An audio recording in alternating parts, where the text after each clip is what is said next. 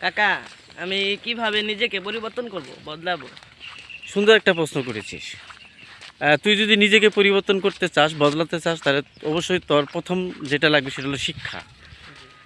শিক্ষা তোর লাগবেই, কারণ শিক্ষার মধ্য দিয়েই তো মানুষ নতুন নতুন কিছু তৈরি করে, জি। নতুন নতুন উদ্ভাবন করে, সৃষ্টি করে, আবিষ্কার করে। এই শিক্ষার মধ্য দিয়েই কিন্তু মানুষ ভালো মন্দ বুঝতে পারে, ভালো মন্দ জানতে পারে। জানতে পারে। মানুষ কিন্তু এই শিক্ষার মধ্যে দিয়ে এগিয়ে যায়। শিক্ষাই কিন্তু মানুষকে এগিয়ে নিয়ে যায়। এটা হচ্ছে তোর প্রথম একটা বিষয়। আর দ্বিতীয় বিষয় হচ্ছে যে তোকে ছোটোবেলা থেকে যে কোনো একটা কাজ করতে হবে, যে কোনো একটা কাজ শিখতে হবে। তুই যদি এই ছোটোবেলা থেকেই একটা কাজ শিখস, তাহলে কিন্তু এক সময় তুই কিন্তু বড় হতে পারবি। হ্যাঁ, তোর কিন্তু একটা সামাজিক অবস্থান তৈরি হবে।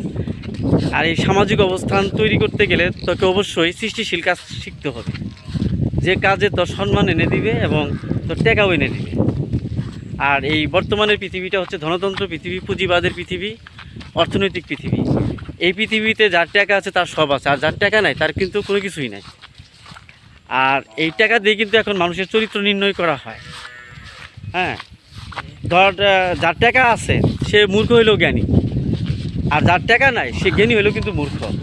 কারণ যার টাকা আছে তার কথা সবাই শুনে, আর যার টাকা নাই তার কথা কিন্তু কেউ শুনে না। শোনো না। তুই যদি মানুষকে কথা শোনাতে চাস বা মানুষকে যদি তুই কিছু দিতে চাস, তাহলে কিন্তু টাকা লাগবে। জি। তবে আমি টাকার পক্ষে না, কিন্তু আমি জ্ঞানের পক্ষে। কারণ জ্ঞানটা হচ্ছে একটা শক্তি, একটা সাহস। এই জ্ঞান সাহসকে তোর অর্জন করতে হবে।